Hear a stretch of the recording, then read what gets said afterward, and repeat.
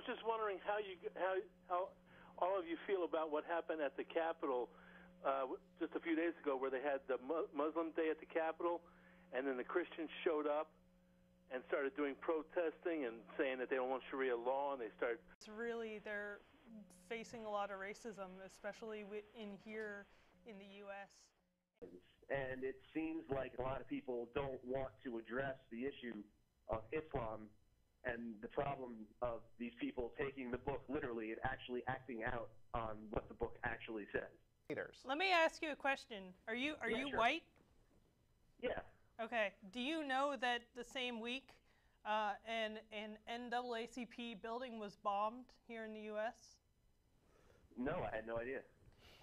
Do you condemn that?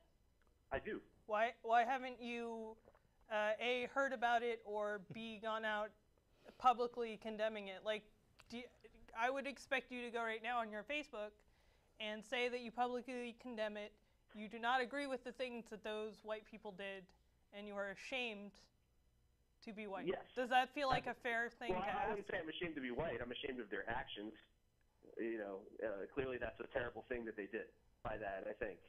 Well, the literal words of the Constitution say that that black people are 3/5 of a person. So yeah, you know, it is. So I mean, I guess you know. I feel like the thing that you want from us is like a kind of like an "I'm not racist" plaque. Well, you know, you're kind of coming to like two white people and you're saying, man, those things those Islamic people did, that was bad, right? And I can say that Islam is bad still, right? And that's not really a blanket thing that I'm comfortable giving out. So, I mean, they did bad things. I agree with you. I'm not. I don't want you to misunderstand me because I do. I'm really glad that she pointed out that any talk of Muslims or Islamist extremism or terrorism is really just racism, because I was wondering, you know, when they caught that Boston marathon bomber, I wondered why the people just poured into the streets into Boston. You can see the demonstration right here. Thousands of people saying, let that poor boy go. He's a white guy. We don't want to put him in prison. And this next guy here, I guarantee you, you look that name up, you'll find out there's no way they would put some white guy in prison for being a Muslim extremist, no matter what he did.